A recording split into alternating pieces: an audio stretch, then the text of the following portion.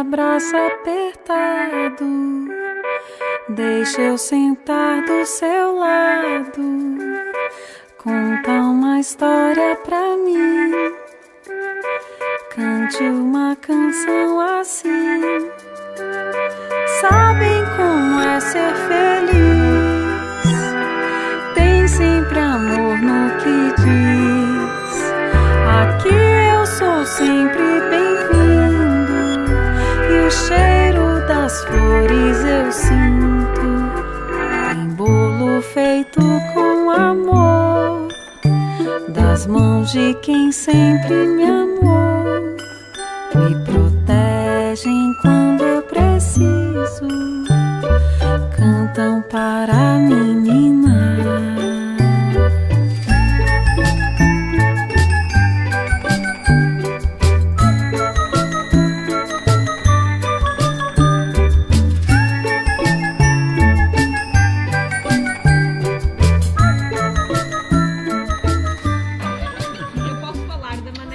Que o avô tinha de fazer o totoloto. Portanto, passava a tarde inteira, tinha os papelinhos com os números, que punha numa taça, e depois tirava um de cada vez e escrevia no impresso. Era muito giro, passava assim, não sei se era à sexta-feira à tarde ou à quinta-feira à tarde, fazia o totoloto e era... Bem, eu não sei o que é que o meu irmão trazia lá escrito nas notinhas dele, eu não trouxe notinhas nenhumas. De qualquer forma, a registar só a boa vontade daquelas duas pessoas, a vida toda, e que foi sempre o que me marcou na vida.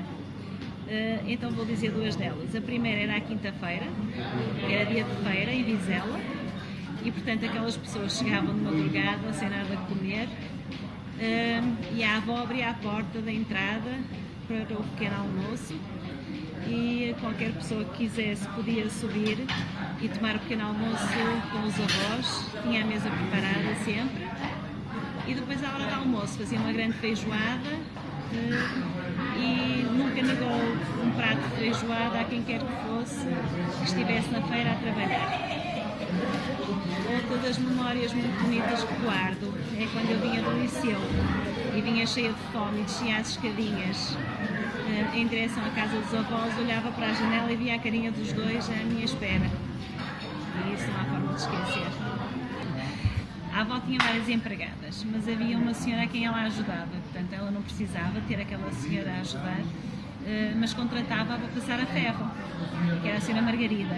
Até que a senhora Margarida adoeceu e não tinha família e foi parar ao hospital de Guimarães. E eu, que mandava estudar em Guimarães, a avó todos os dias me dava uma nota e dizia: quando fores a Guimarães, vais ao hospital, vês a enfermeira que está a tomar conta dela e dás-lhe a notinha e metes no bolso a notinha para tomar conta bem da senhora Margarida. E assim foi até aos últimos dias. Eu vou falar de uma das coisas mais interessantes, pronto, não era mais interessante, mas no meio da brincadeira toda, que eram as nossas reuniões, que eram os nossos encontros, depois tinha sempre um momento alto, que era a célebre filinha.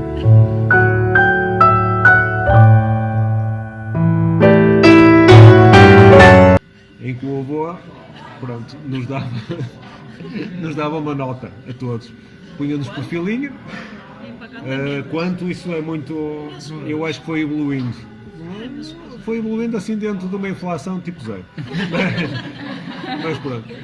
Depois vinha a pesbeca primeiro, a pesbeca pequenina, que era a Isabel, e podes-me mostrar como é que...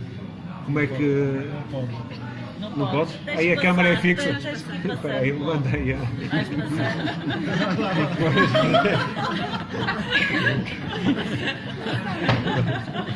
E tínhamos todos a nota. E posso dizer que era um grande contributo. Era um grande contributo para as atividades extra. Pronto, não havia muito dinheiro e nem nada, aquele extrazinho era muito bom. E agora, é uma coisa que se nota que deve haver a manter a tradição, e os netos e bisnetos e tudo também acham que é uma tradição a manter, portanto temos que dizer ali ao tio Alfredo, ao tio Cipriano, Para fazer a bichinha. fazer a bichinha é muito interessante. Não resultou, eu queria começar por aquelas histórias mais genéricas que se calhar alguns deles estavam a pensar em contar e assim vou estragar. Olha, eu lembro sobre a história mais comum do avô era sempre a filinha para o dinheiro, não é? E que é começar era do mais novo até o mais velho. Não é? Tu era o Paulo era sempre o mais velho.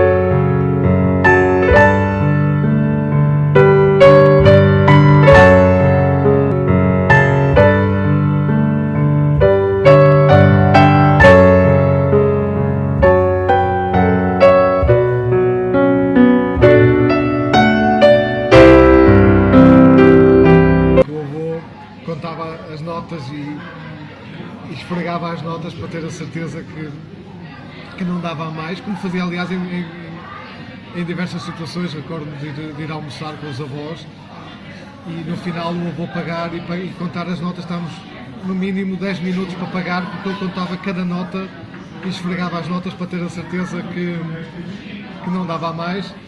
E também me recordo que depois disso tudo, antes já estávamos à espera no carro e o avô ainda a pé ainda lubricava o restinho do vinho, do copo, e sempre no final. Recordo que o avô tinha dificuldade, como sempre os miúdos mais novos, dificuldade em comer, e o avô fazia-me uns animaizinhos de pão, um crocodilo, uma girafa, de forma que conseguimos convencer, e pelo menos a mim conseguimos convencer a comer alguma coisa. Ainda sobre o avô, recordo-me do Totoloto. O avô a fazer o Totoloto passava a semana toda a pensar nos números. Sempre que o Totoloto à frente, e lá punha um número, lá punha o outro, pedia-me a mim, ou ao João, ou alguém para ir registrar o Totoloto e assistia ao vivo ao sorteio, ficando super triste sempre por não ganhar nada. E começava outra vez o Totoloto da próxima semana, mas era um processo que demorava uma semana inteira.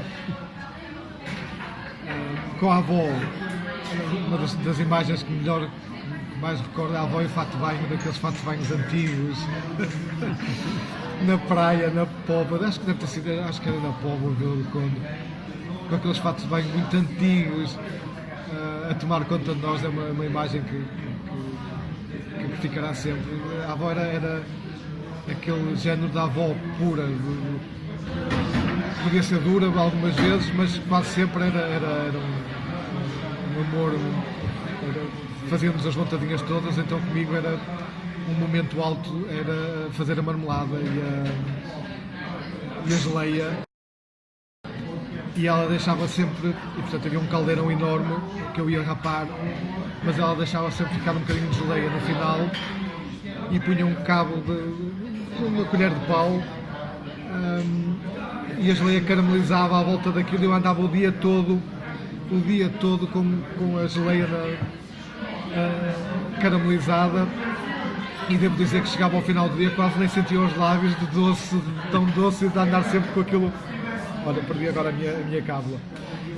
Já no final, eu e o Jó dormíamos lá em casa quando a avó estava sozinha, já depois da operação e tudo, e eu lembro-me que foi naquela altura em que fugia com o César para ir para a discoteca. Não foi muitas vezes, nós contámos isto mais por gozo do que... Nunca foi muitas vezes, fizemos isso uma ou duas vezes, mas recordo-me que a avó, que eu às vezes ouvia a gemer de dores, ia lá perguntar, e ela nunca, para não me incomodar, nunca disse que tinha dores, nunca disse que estava mal. É também daquelas imagens que me fica com mais carinho. Que mais? Nunca, que me recordo, a Naná pode ter uma opinião diferente, mas eu que me recordo, nunca ouvi o meu avô, uma crítica ou um berro do meu avô e da minha avó diretamente para comigo. A Naná diz porque eu se calhar nunca fui apanhado a fazer as grandes asneiras, mas a verdade é que guardo sempre com muito carinho o avô e a avó, e eles tinham para comigo uma atenção muito especial. reservo com. Estava a lembrar que o avô nunca fiava.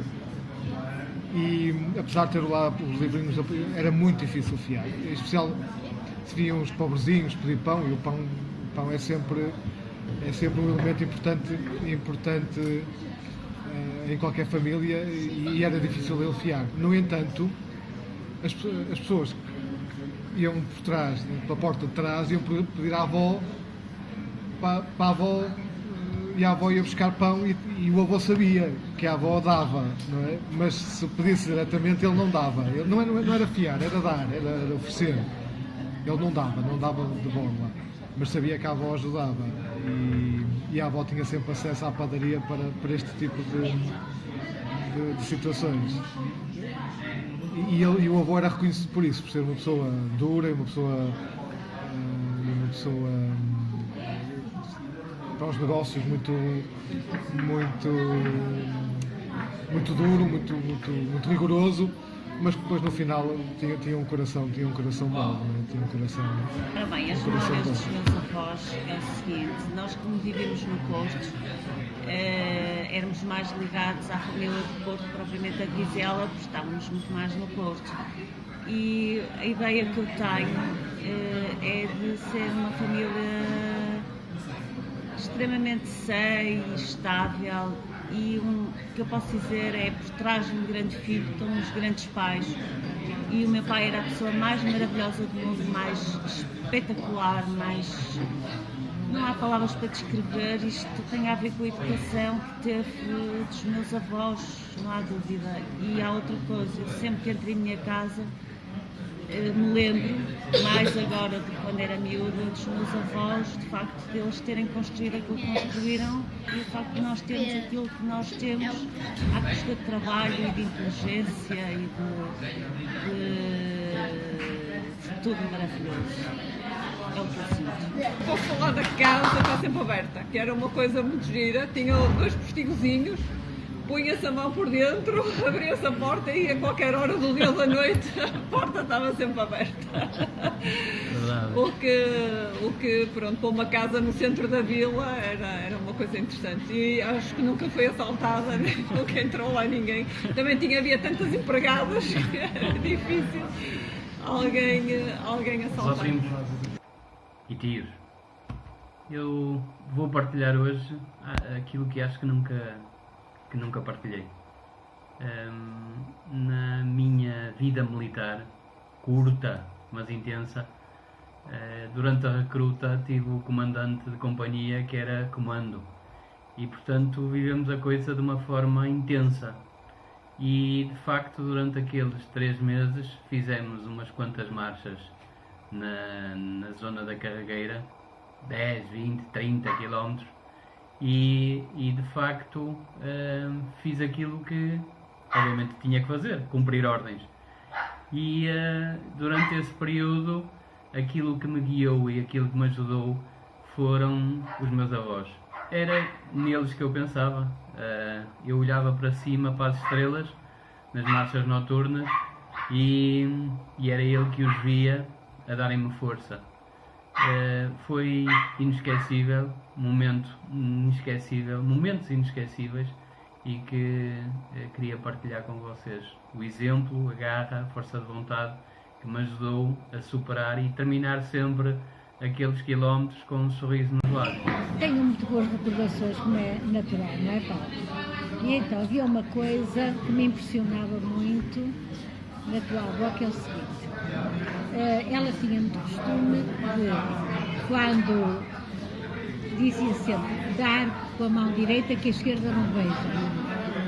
E então tinha muito cuidado de perguntar pelas antigas empregadas. Como tinha sempre 2 de cada vez, não é? Acabavam sempre por casar ou por sair, e ela perguntava. E quando sabia que alguma estava em dificuldade, não descansava enquanto não fosse a casa delas com uma cestinha, com aquelas coisas de primeira necessidade, e perguntar o que é que elas precisavam, e pelo menos essas coisas de, como eu disse, primeira necessidade, tinha logo, não entregava logo. E na feira, tu sabes, a feira, o mercado era mesmo em frente lá à casa. E naquele tempo de inverno, quando muito frio, elas punham-se a pé, vinham da aldeia às 5, 6 da manhã e vinham com uns ovinhos, um bocadinho de feijão para vender, para arranjar algum dinheiro para a casa. E a tua avó punha-se a pé mais tarde, naturalmente, por volta das 11 horas, ia ao mercado, dava uma volta e aquelas que conhecia, falava com elas um bocadinho, pedia à senhora que estava ao lado dela, porque elas punham os produtos no chão, não é? E pedia à vizinha do lado, tomasse conta e mandava-as ir lá à casa e dava-lhes o pequeno almoço, café com leite e pão, e elas lá comiam o pãozinho e lá iam quentinhas para o mercado outra vez. E pronto, ela fazia aquilo sistematicamente, sabe? Quando estava mais frio, apoiava-as sempre. Mais coisas. Pronto, era assim as coisas mais que me recordo assim. E o teu pai? O meu pai fazia também, os dois tinham esse costume de dar sem dizer.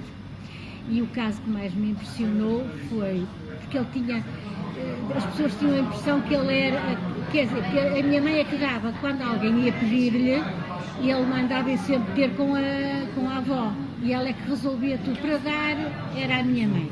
E ele lá estava no trabalho dele.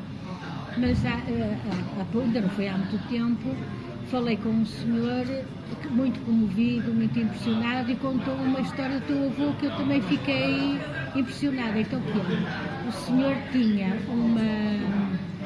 um tasco antigo, não é? Um tasquinho. E tinha dificuldades, ganhava algum, mas tinha dificuldades principalmente no início, quando era preciso comprar, por exemplo, uma pipa de vinho. Então depois ia vendendo ao copo, ia vendendo a retalho.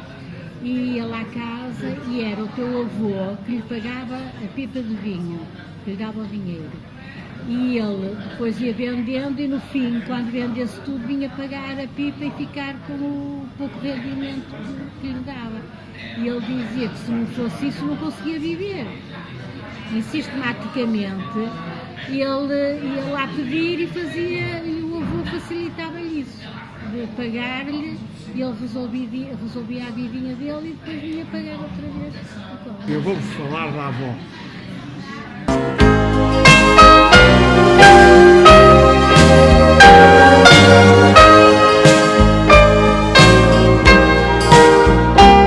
Uma senhora como não há outra no mundo.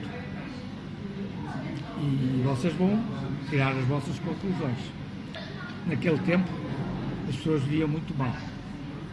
E em casa dos avós, de sábado para domingo, não se fazia pão. Não se fabricava pão. Mas o forno estava quente.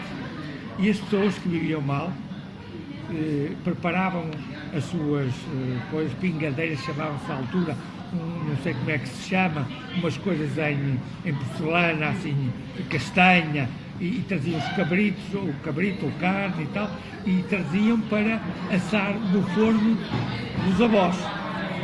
E como havia pouco dinheiro, algumas dessas famílias punham muito pouquinho azeite que não tinham.